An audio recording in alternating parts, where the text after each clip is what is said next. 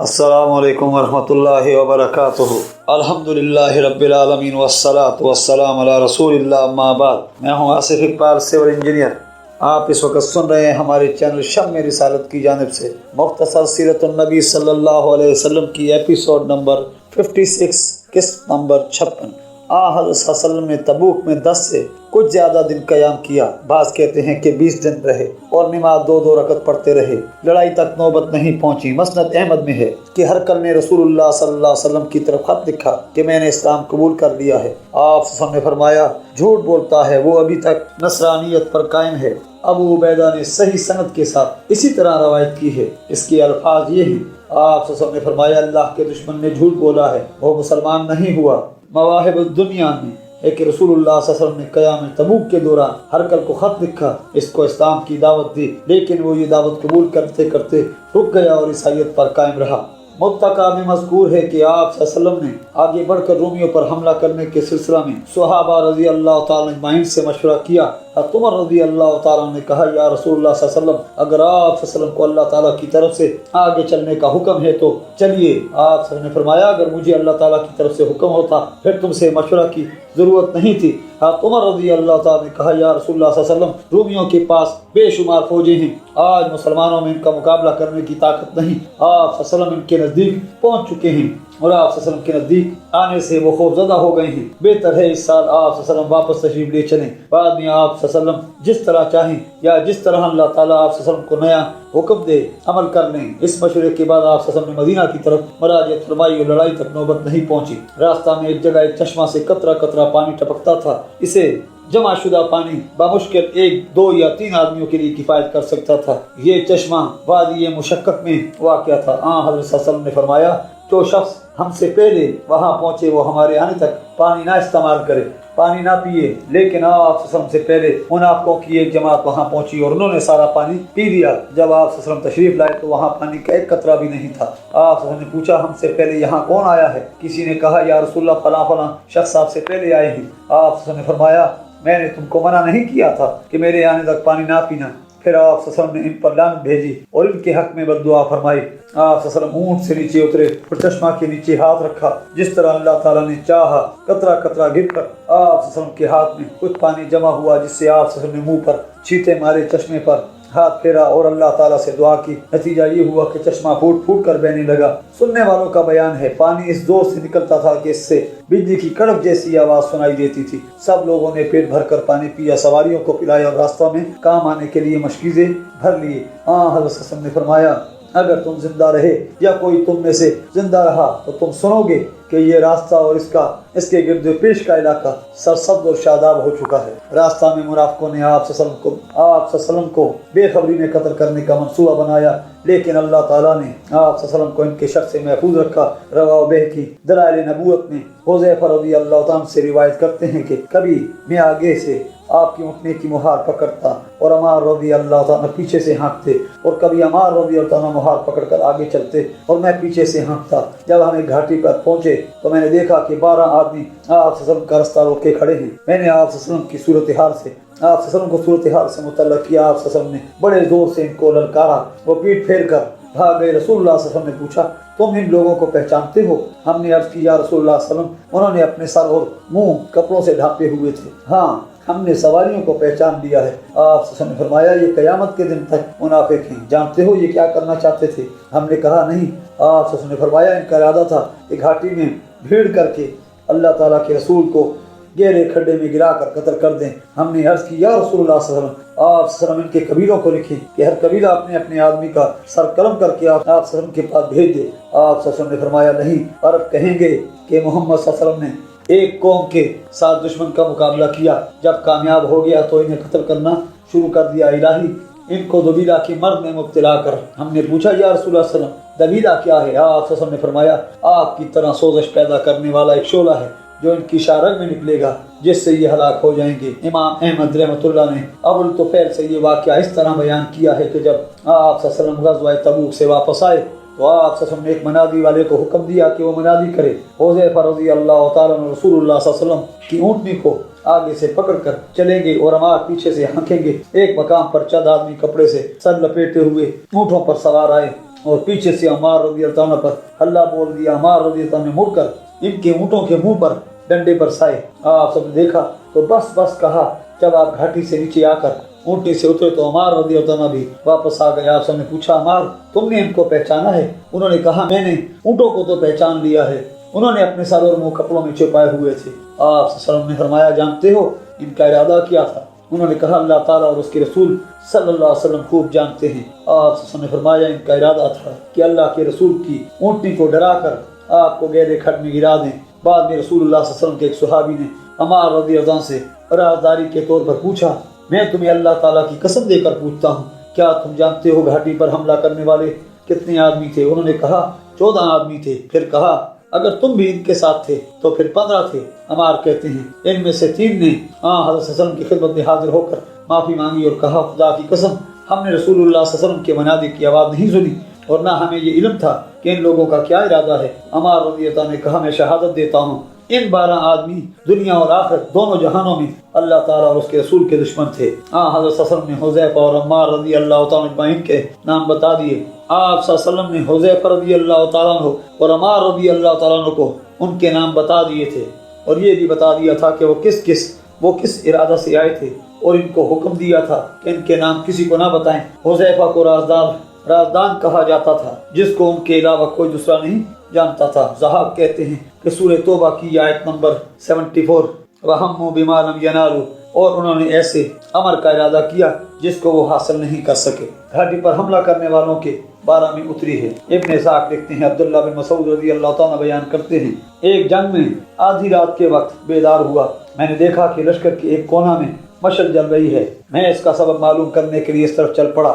میں نے دیکھا رسول اللہ صلی اللہ علیہ وسلم، ابوبکر صدیق اور عمر الفاروق رضی اللہ تعالیٰ عنہ موجود ہیں کیونکہ عبداللہ ذوالبجادین رضی اللہ تعالیٰ عنہ مزنی فوت ہو گئے تھے۔ ان حضرات نے ان کی قبر کھودی تھی۔ رسول اللہ صلی اللہ علیہ وسلم قبر میں اترے ہوئے تھے اور ابوبکر رضی اللہ تعالیٰ اور عمر رضی اللہ تعالیٰ ان کو قبر میں اتار رہے تھے۔ آپ صلی اللہ علیہ وسلم فرما رہے تھے اپنے بھائی کو قبر میں اتارو، انہوں نے ان کو قبر میں اتار دیا۔ جب آپ صلی اللہ علیہ وسلم نے ان کا منہ قبلہ رخ کیا تو فرمایا اے اللہ میں اس سے راضی ہوں، تو بھی اس سے راضی ہو جا۔ آپ صلی اللہ علیہ وسلم کی اس دعا کی وجہ سے عبداللہ بن مسعود رضی اللہ تعالیٰ فرمایا کرتے تھے کاش اس قبر میں دفن ہوتا۔ ابن حشام کہتے ہیں ان کو ذوالبجادین 2 چادروں والا کہنے کی وجہ یہ ہے کہ یہ اسلام کی طرف مائل تھے، ان کی قوم ان کو روکتی تھی اور ہر طرح کی سزاوار رکھتی تھی۔ جب انہوں نے دیکھا کہ یہ کسی طرح نہیں مانتے، انہوں نے تن ڈھانپنے کے لیے ایک چادر کے علاوہ سب کچھ ان سے چھین لیا۔ بجاد موٹی چادر کو کہتے ہیں۔ یہ بھاگ کر حضرت صلی اللہ علیہ وسلم کے پاس گئے۔ جب یہ مدینہ کے قریب پہنچے تو انہوں نے اپنی چادر پھاڑ کر 2 حصے کر دیے، ایک حصے کا تہبند بنا لیا، دوسرا حصہ اپنے بدن پر لپیٹ لیا۔ پھر حضرت صلی اللہ علیہ وسلم کی خدمت میں حاضر ہوئے اور ذوالبجادین کے لقب سے پکارے جانے لگے۔ ابن اسحاق لکھتے ہیں حضرت صلی اللہ علیہ وسلم تبوک سے واپسی پر جب ذیوان میں جو مدینہ منورہ سے 1 گھنٹہ کی مسافت پر ایک شہر ہے پہنچے تو آپ صلی اللہ علیہ وسلم پر آسمان سے مسجد زرار کے بارے میں وہی نازل ہوئی۔ دوسرے مورخین نے لکھا ہے کہ جب بن عمرو بن عوف نے مسجد قباء تعمیر کی تو انہوں نے حضرت صلی اللہ علیہ وسلم کی خدمت میں پیغام بھیجا۔ آپ صلی اللہ علیہ وسلم تشریف لائے اور اس میں نماز پڑھی۔ اس پر ان کے برادر قبیلہ بنو غنم نے جو دراصل انصار میں سے منافق تھے حسد کیا اور کہا آؤ ہم بھی ایک مسجد بنائیں اور رسول اللہ صلی اللہ علیہ وسلم کو اس کے افتتاح کی دعوت دیں، جس طرح آپ صلی اللہ علیہ وسلم نے ہمارے بھائیوں بنو عمرو بن عوف کی مسجد میں نماز پڑھی تھی، اس میں بھی نماز پڑھیں۔ اور شام سے آنے کے بعد ابو عامر راہب ایک بڑا منافق بھی اس میں نماز پڑھا کرے گا۔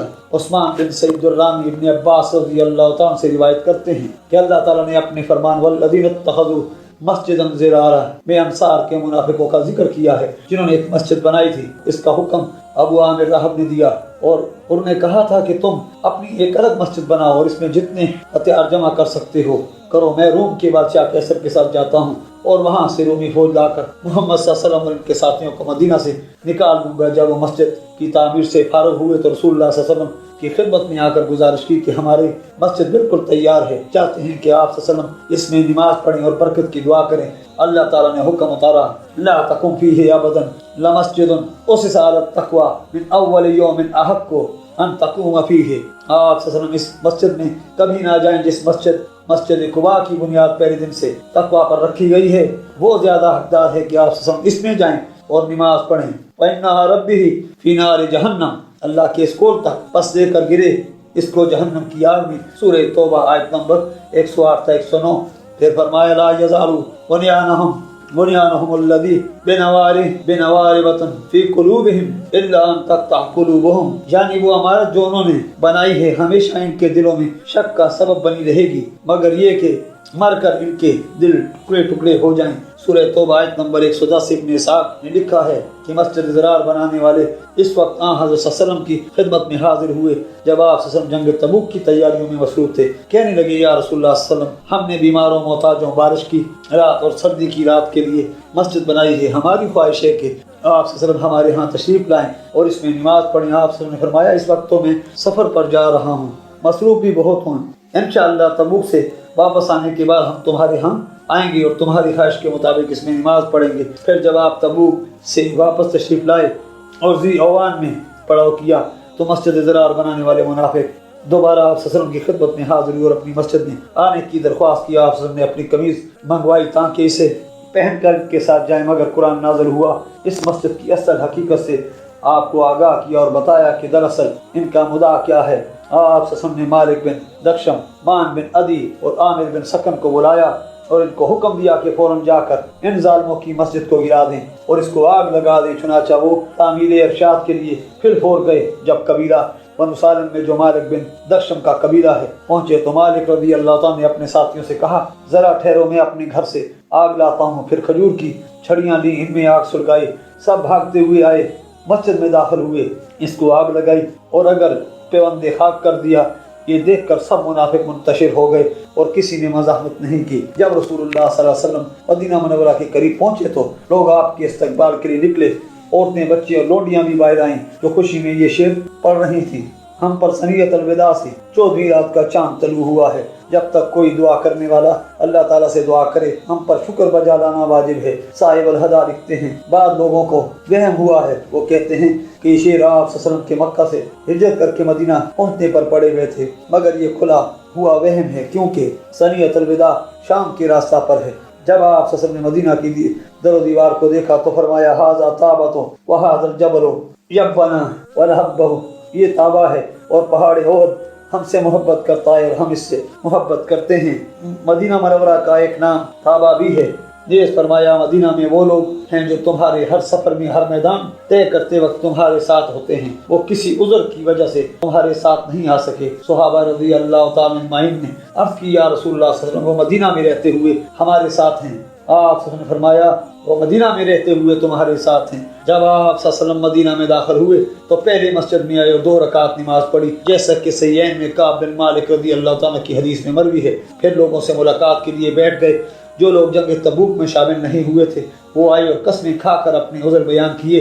یہ 80 سے کچھ زیادہ آدمی تھے۔ حضرت صلی اللہ علیہ وسلم نے کہ ظاہر کو قبول کر لیا اور ان سے بیعت بھی کر لی اور اس کے لیے استغفار بھی کیا، مگر ان کے باطن کو اللہ تعالیٰ کے سپرد کیا۔ 3 مخلص آدمی کعب بن مالک، مرہ بن ربیع اور ہلال بن امیہ بھی رضی اللہ تعالیٰ اجمعین بھی کسی قسم کے شک اور نفاق کے بغیر پیچھے رہ گئے تھے۔ رسول اللہ صلی اللہ علیہ وسلم نے تمام صحابہ رضی اللہ تعالیٰ اجمعین کو ان کے ساتھ مکاتھا کا حکم دیا اور ان تینوں سے سلام و کلام بند کر دیا۔ بخاری و مسلم اور دوسرے محدثین نے کعب بن مالک سے یہ حدیث بیان کی ہے کہ میں ماں سوائے جنگ بدر کے کسی بھی جنگ میں حضرت صلی اللہ علیہ وسلم سے پیچھے نہیں رہا۔ جنگ بدر میں غیر حاضر رہنے والوں میں سے آپ صلی اللہ علیہ وسلم کسی پر ناراض نہیں ہوئے کیونکہ آپ صلی اللہ علیہ وسلم قریش کے ایک قافلہ پر حملہ کرنے کے ارادہ سے نکلے تھے۔ آپ صلی اللہ علیہ وسلم کے دشمن سے بغیر کسی سابق منصوبے کے اتفاقاً مٹ بھیڑ ہو گئی تھی، البتہ میں رسول اللہ صلی اللہ علیہ وسلم کے ساتھ لیلۃ العقبہ میں حاضر تھا۔ اس رات ہم نے آپ صلی اللہ علیہ وسلم سے اسلام پر پختہ عہد و پیمان کیے۔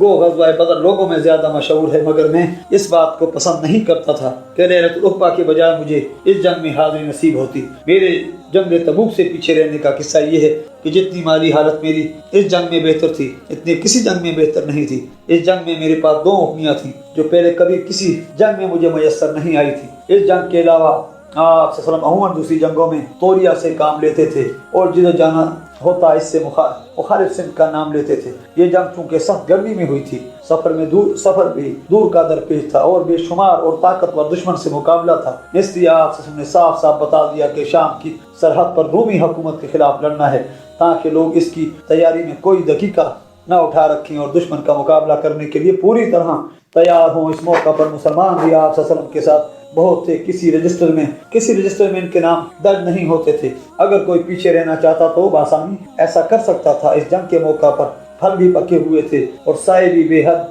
दिल पसंद थे। मैं जंग की तैयारी के लिए सवेरे सवेरे घर से निकलता और बगैर किसी किस्म की तैयारी किए बाजारों में घूम फिर कर शाम को वापस आ जाता और दिल में समझता कि मेरी माली हालत अच्छी है, जब चाहूँगा तैयारी कर लूँगा। मैं इसी तरह आजकल करता रहा। लोगों ने जोर और शोर से तैयारी मुकम्मल कर ली और एक दिन हज़रत सल्लल्लाहु अलैहि वसल्लम ने इस्लामी लश्कर को लेकर सफ़र पर रवाना होने का हुक्म दे दिया। मैंने अभी तक कोई तैयारी नहीं की थी और दिल में सोचता था कि एक दिन 2 दिन में तैयारी करके इनसे जा मिलूंगा। मैं हज़रत सल्लल्लाहु अलैहि वसल्लम के चले जाने के बाद भी तैयारी करने के लिए घर से निकला और तैयारी के बगैर शाम को घर वापस आ गया। दूसरे दिन फिर यही हुआ और कई दिन ऐसा ही होता रहा। उधर मुसलमान तेज रफ्तारी से मंजिलें तय करते हुए दूर निकल गए और जंग में शरीक होने का मौका तकरीबन खत्म हो गया। एक दिन मैंने इरादा किया कि सफर पर रवाना हो जाऊं और लश्कर इस्लाम से जा मिलूं। काश मैं ऐसा करता, मगर सद अफसोस ये भी ना कर सका। हज़रत सल्लल्लाहु अलैहि वसल्लम के चले जाने के बाद जब मैं घर से निकलता और लोगों से मिलता तो ये देखकर मुझे सदमा होता कि मेरी मुलाकात या तो ऐसे आदमी से हुई जिस पर निफाक की तोहमत होती, या ऐसे कमजोरों से जो शर्म माजूर थे। आप सल्लल्लाहु अलैहि वसल्लम ने मुझे तबूक पहुंचकर याद किया। आप सल्लल्लाहु अलैहि वसल्लम सहाबा इकराम रज़ियल्लाहु ताला अजमईन के मजमा में तशरीफ फरमा थे। पूछा, काब बिन मालिक कहाँ है? कभी नजर नहीं आया। बनु सलमा के एक आदमी ने कहा, या रसूलुल्लाह सल्लल्लाहु अलैहि वसल्लम, इसको 2 चादरों ने और अपनी दोनों जानिब झुक झुक कर देखने ने रोक लिया है। ये सुनकर मुआज़ बिन जबल रज़ियल्लाहु ताला बोले, उन्हें बुरी बात कही है। या रसूलुल्लाह सल्लल्लाहु अलैहि वसल्लम, खुदा की कसम हम तो उसको नेक और मुखलिस जानते हैं। और आप सल्लल्लाहु अलैहि वसल्लम खामोश हो रहे। जब मुझे मालूम हुआ कि आप सल्लल्लाहु अलैहि वसल्लम मराजिल फरमाए मदीना हो गए हैं तो मुझे गम और अंदेशा ने आ घेरा और मैंने झूठे मंसूबे जोड़ने शुरू किए ताकि मैं कल रसूलुल्लाह सल्लल्लाहु अलैहि वसल्लम के गुस्सा से महफूज हो सकूं। मैं इस सिलसिला में अपने खानदान के दानिशमंदों से भी मशवरा लेता था, लेकिन जब पता चला कि आप सल्लल्लाहु अलैहि वसल्लम करीब पहुंच गए हैं और एक आध दिन में मदीना में दाखिल हो जाएंगे तो बातिल ख्यालात मेरे दिल से निकल गए और मैंने जान लिया कि सच बोलकर ही निजात पा सकता हूँ। इसलिए मैंने सच बोलने का फैसला कर दिया। अगले दिन आप सल्लल्लाहु अलैहि वसल्लम सवेरे सवेरे तशरीफ ले आए। आप सल्लल्लाहु अलैहि वसल्लम का मामूल था कि जब आप सल्लल्लाहु अलैहि वसल्लम सफर से वापस आते थे तो पहले मस्जिद में दाखिल होते, 2 रकात नमाज पढ़ते, फिर मुलाकात करने वालों के लिए कुछ देर बैठ जाते। आप सल्लल्लाहु अलैहि वसल्लम नमाज से फारिग होकर बैठे तो पीछे रहने वाले आए। वो कसम खाकर जंग में हाजिर न होने के उज़र बयान करने लगे। ये तादाद में 80 से कुछ ज्यादा आदमी थे। आप की ज़ाहिरी कसमों को कबूल कर लिया, इनसे बैत भी कर ली और इनके हक में इस्तग़फ़ार भी किया और इनके बातों को अल्लाह ताला के हवाले कर दिया। फिर मैं आया और सलाम अर्ज़ किया। जब मैंने अस्सलाम वालेकुम कहा तो आप सल्लल्लाहु अलैहि वसल्लम ने तबस्सुम फरमाया, मगर आप सल्लल्लाहु अलैहि वसल्लम के तबस्सुम में गुस्सा के आसार नुमाया थे। आप सल्लल्लाहु अलैहि वसल्लम ने फरमाया, आगे आ जाओ। मैं आगे आया और आप सल्लल्लाहु अलैहि वसल्लम के सामने बैठ गया। आप सल्लल्लाहु अलैहि वसल्लम ने पूछा, तुम पीछे क्यों रहे? तुमने सफर के लिए सवारी नहीं खरीदी थी? मैंने अर्ज़ की, क्यों नहीं बाखुदा, मैं अगर आप सल्लल्लाहु अलैहि वसल्लम के सिवा किसी दुनियादार के सामने होता तो आप सल्लल्लाहु अलैहि वसल्लम देखते मैं किस तरह उज़र बहाने करके इसके गुस्सा से बचता, क्योंकि मुझे जदल में बड़ी महारत है। लेकिन मैं जानता हूँ अगर आज मैंने आप सल्लल्लाहु अलैहि वसल्लम के सामने झूठी बात कही तो आप सल्लल्लाहु अलैहि वसल्लम मुझसे राजी हो जाएंगे, मगर जल्द ही अल्लाह ताला आप सल्लल्लाहु अलैहि वसल्लम को मुझसे नाराज कर देगा। और अगर मैंने सच्ची बात कह दी तो आप सल्लल्लाहु अलैहि वसल्लम मुझ पर नाराज हो जाएंगे, मगर मैं उम्मीद करता हूँ कि अल्लाह ताला मुझे माफ़ फरमाएगा। खुदा की कसम पीछे रहने में मेरे लिए कोई उज़र नहीं था। बाखुदा जिस वक्त मैं पीछे रहा, जितना उस वक्त मैं ताकतवर और मालदार था, इतना इससे पहले कभी नहीं था। लिहाजा मैं एतराफ़ करता हूँ कि मेरे लिए पीछे रहने का कोई जवाब नहीं था। ये सुनकर आप सल्लल्लाहु अलैहि वसल्लम ने फरमाया, इसने सच्ची बात कही है। फिर फरमाया, उठकर चला जा और अल्लाह ताला के फैसला का इंतजार कर। जब मैं हस्बल इरशाद जाने लगा तो मेरे कबीला बनु सलमा के लोग मेरे पीछे दौड़े और कहने लगे, खुदा की कसम इससे पहले हमने कभी कोई तेरा कसूर नहीं देखा। उससे ये भी ना हो सका कि जिस तरह दूसरे पीछे रहने वालों ने उज़र बयान किए थे तुम भी कोई उज़र बयान कर देते। तुम्हारी इस गलत बयानी के लिए अल्लाह ताला के रसूल का इस्तग़फ़ार काफ़ी था जिससे तुम्हारे गुनाह की तलाफ़ी हो जाती। इनके इस तरह बराबर सर्जिश करने से मैंने इरादा किया कि मैं आप सल्लल्लाहु अलैहि वसल्लम की खिदमत में वापस आकर अपनी पहली बात की तकज़ीब कर दूं, लेकिन मैंने इनसे पूछा, किसी दूसरे के साथ भी ये सलूक हुआ है जो मुझसे हुआ है? उन्होंने कहा, हाँ, दूसरे 2 आदमियों ने भी वही कहा है जो तुमने कहा है और उनको भी वही हुक्म हुआ है जो तुम्हें हुआ है। मैंने कहा, वो कौन है? उन्होंने कहा, एक मरा बिन रबी आमिरी हैं और दूसरे हिलाल बिन उमैया वाकफी हैं। उन्होंने मेरे पास 2 नेक आदमियों का नाम दिया जो जंग बदर में हाजिर हुए थे। मैंने कहा, ये दोनों मेरे लिए नमूना हैं। इब्न इसाक ने कदे शुहदा बदर का लफ्ज जिक्र नहीं किया।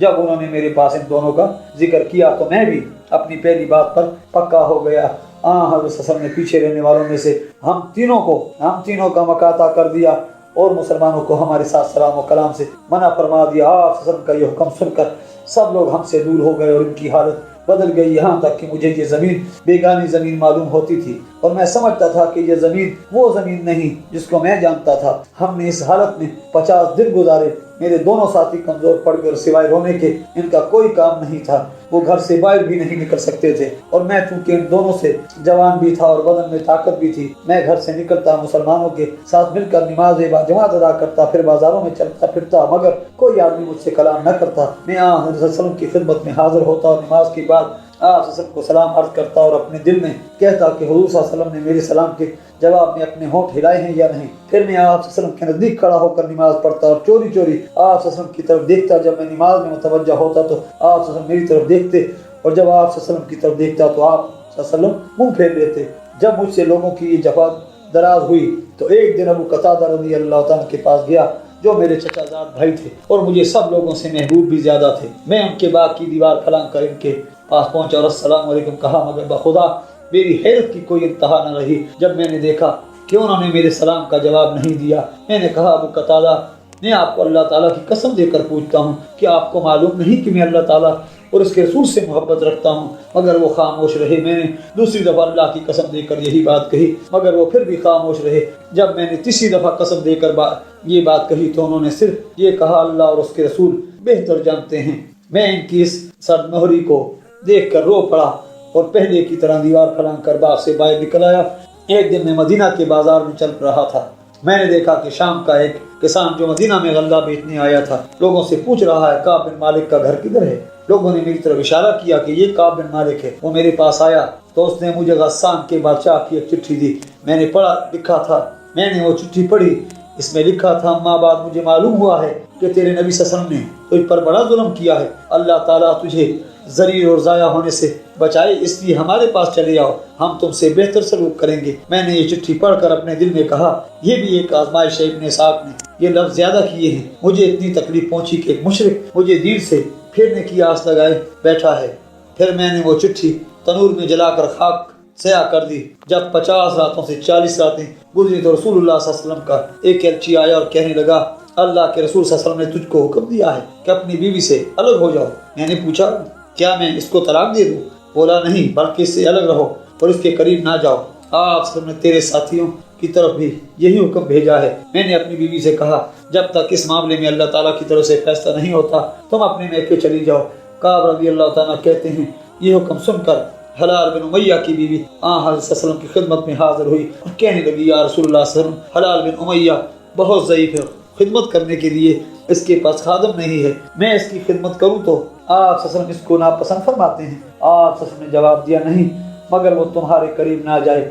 بولی، بخدا اس میں اس کی حرکت تک نہیں ہے، اللہ کی قسم جب اس کا مکاتہ ہوا ہے آج تک گھر میں پڑا روتا رہتا ہے۔ کعب رضی اللہ تعالیٰ کہتے ہیں، مجھ سے کسی عزیز نے کہا، جس طرح آپ صلی اللہ علیہ وسلم نے ہلال کی بیوی کو اس کی خدمت کرنے کی اجازت دے دی، تم بھی آپ صلی اللہ علیہ وسلم سے اپنی بیوی کے لیے اجازت دے لو۔ میں نے کہا، خدا کی قسم میں اس کے لیے حضرت صلی اللہ علیہ وسلم سے اجازت نہیں لوں گا، میں نوجوان آدمی ہوں، معلوم نہیں رسول اللہ صلی اللہ علیہ وسلم کیا جواب دیں گے۔ اس کے بعد 10 راتیں اور گزری اور ہمارے مکاتہ پر 50 راتیں پوری ہو گئیں۔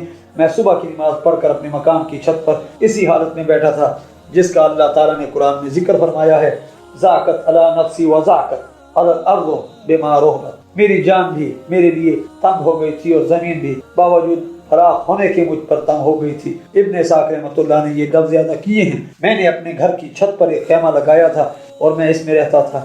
میں نے سلا پہاڑ پر کسی کو بلند آواز سے کہتے سنا، کعب بن مالک تمہیں بشارت ہو۔ میں سجدہ میں گر پڑا اور جان لیا کہ ہماری مشکل حل ہو گئی ہے۔ کعب رضی اللہ تعالیٰ کہتے ہیں کہ رسول اللہ صلی اللہ علیہ وسلم نے صبح کی نماز کے بعد اللہ تعالیٰ کی طرف سے ہماری توبہ قبول ہونے کا اعلان فرمایا۔ لوگ ہمیں خوشخبری سنانے کے لیے مسجد سے نکلے اور میرے دونوں ساتھیوں کی طرف بھی خوشخبری دینے والے گئے۔ میری طرف تو ایک آدمی گھوڑے پر سوار ہو کر دوڑا اور اسلم قبیلہ کا ایک آدمی پیدل بھاگا۔ جب اس نے دیکھا کہ گھوڑا اس سے آگے نکل جا رہا ہے تو اس نے سلا پہاڑ پر چڑھ کر آواز بلند بشارت دی اور آواز گھوڑے سے پہلے پہنچ گئی۔ جب وہ آدمی آیا جس کی آواز میں ने सुनी थी तो मैंने अपने दोनों कपड़े उतार कर बिशारत की खुशी में इसको दे दिए। मेरे पास इस वक्त दूसरे कपड़े नहीं थे। मैंने मांग कर 2 कपड़े पहने और रसूलुल्लाह सल्लल्लाहु अलैहि वसल्लम की तरफ चला। रास्ता में मुझे लोग फौज दर फौज मिलते थे और तौबा कबूल होने पर मुबारकबाद देते थे और कहते थे अल्लाह ताला की तरफ से तौबा कबूल होने पर तुम्हें मुबारक हो। काब रज़ी अल्लाह ताला कहते हैं जब मैं मस्जिद में दाखिल हुआ तो वहाँ हज़रत सल्लल्लाहु अलैहि वसल्लम अभी तक तशरीफ फरमा थे और आप सल्लल्लाहु अलैहि वसल्लम के इर्द गिर्द लोग भी बैठे हुए थे। मुझे देखकर तलहा बिन उबैदुल्लाह रज़ी अल्लाह ताला दौड़ कर मेरे पास आए, मुझसे मुसाफा की और मुबारकबाद दी। वल्लाह मुहाजिरीन में से सिवाय तलहा रज़ी अल्लाह ताला के दूसरा कोई आदमी उठकर मेरे पास नहीं आया। मैं तलहा रज़ी अल्लाह ताला का ये एहसान कभी नहीं भूल सकता। जब मैंने रसूलुल्लाह सल्लल्लाहु अलैहि वसल्लम को अस्सलाम वालेकुम कहा तो देखा कि आप सल्लल्लाहु अलैहि वसल्लम का चेहरा खुशी की वजह से चमक रहा है। आप सल्लल्लाहु अलैहि वसल्लम ने फरमाया खुश हो जाओ, आज तुम पर वो दिन आया है जब से माँ के पेट से पैदा हुए हो, इससे बेहतर दिन तुम पर कोई नहीं आया। काब रज़ी अल्लाह ताला कहते हैं मैंने कहा या रसूलुल्लाह सल्लल्लाहु अलैहि वसल्लम ये तौबा की कबूलियत आप सल्लल्लाहु अलैहि वसल्लम की तरफ से है या अल्लाह ताला की तरफ से है? आप सल्लल्लाहु अलैहि वसल्लम ने फरमाया मेरी तरफ से नहीं बल्कि अल्लाह ताला की तरफ से है। हज़रत सल्लल्लाहु अलैहि वसल्लम खुश होते तो आप सल्लल्लाहु अलैहि वसल्लम का चेहरा इस तरह चमकता जैसे वो चाँद का एक हिस्सा है। और हमने ऐसा बारहा देखा है। जब मैं रसूलुल्लाह सल्लल्लाहु अलैहि वसल्लम के सामने आकर बैठा तो मैंने कहा जब मैं रसूलुल्लाह सल्लल्लाहु अलैहि वसल्लम के सामने आकर बैठा तो मैंने कहा या रसूलुल्लाह सल्लल्लाहु अलैहि वसल्लम मैं अपनी तौबा की खुशी में अपना सारा माल अल्लाह ताला और उसके रसूल सल्लल्लाहु अलैहि वसल्लम को देता हूँ। हज़रत सल्लल्लाहु अलैहि वसल्लम ने फरमाया कुछ माल अपने लिए रख लो, ये तुम्हारे लिए बेहतर होगा। मैंने कहा फिर मैं खैर वाला माल अपने लिए रखता हूँ। फिर कहा या रसूलुल्लाह सल्लल्लाहु अलैहि वसल्लम सच बोलने की वजह से अल्लाह ताला ने मुझे निजात दी है और मैं अपनी तौबा के शुक्रिया में अहद करता हूँ कि मैं अपनी पूरी जिंदगी में हमेशा सच बोलूँगा। बखुदा जब से मैंने अल्लाह के रसूल से ये अहद किया मैं नहीं जानता कि अल्लाह ताला ने किसी मुसलमान को सच बोलने की इतनी अच्छी तौफीक दी हो जितनी अच्छी तौफीक मुझे मरहमत फरमाई। जब से मैंने अल्लाह ताला के रसूल से ये अहद किया है आज तक कभी झूठ का ख्याल तक दिल में नहीं आया और उम्मीद करता हूँ कि बाकी मानदा जिंदगी भी अल्लाह ताला मुझे झूठ से महफूज रखेगा। हमारी तौबा की कबूलियत में अल्लाह ताला ने ये आयत मुबारक नाज़िल फरमाई लक़द ताबल्लाहु अलन नबी वल मुहाजिरीन वल अंसार इल्ला कौली वकूनु मस्सादिकीन। सूरह तौबा आयत नंबर 117 था 119। काब रज़ी अल्लाह ताला कहते हैं खुदा की कसम इस्लाम लाने के बाद अल्लाह ताला ने मेरे ख्याल में मुझ पर इतना बड़ा एहसान कभी नहीं किया जितना कि हज़रत सल्लल्लाहु अलैहि वसल्लम की खिदमत में सच बोलने की तौफीक देकर किया और मुझसे झूठ नहीं बुलवाया, वरना मैं भी दूसरे झूठ बोलने वालों की तरह हलाक हो जाता। जब वही नाज़िल हुई तो अल्लाह ताला ने झूठ बोलने वालों के हक में इतनी सख्त बात कही जो किसी के हक में कभी नहीं कही होगी। इनके मुताल्लिक़ फरमाया सयहलिफून बिल्लाहि लकुम इज़ इनक़लबतुम इलैहिम लितुरिज़ू अन्हुम फ़अरिज़ू अन्हुम इन्नहुम रिजsun। सूरह तौबा आयत नंबर 95 आयत नंबर 95 कि करीब ये तुम्हारे पास आकर अल्लाह की कसमें खाएंगे जब तुम इनके पास लौटोगे ताकि इनसे एराज करो, बस तुम इनसे एराज कर लो, ये पलीद लोग हैं। काब रज़ी अल्लाह ताला कहते हैं कसमें खाने के बाद इन लोगों का उज़्र अल्लाह के रसूल ने कबूल कर लिया। हम 3 आदमियों को इनसे मौखर कर दिया। आप सल्लल्लाहु अलैहि वसल्लम ने इनसे बैत दी और इनके हक में इस्तग़फ़ार भी किया, लेकिन हमारे बारे में अल्लाह ताला का फैसला आने तक ताख़ीर कर दिया। अल्लाह ताला ने फरमाया इन 3 आदमियों की तौबा भी कबूल हो गई है जिनको मौखर कर दिया गया था।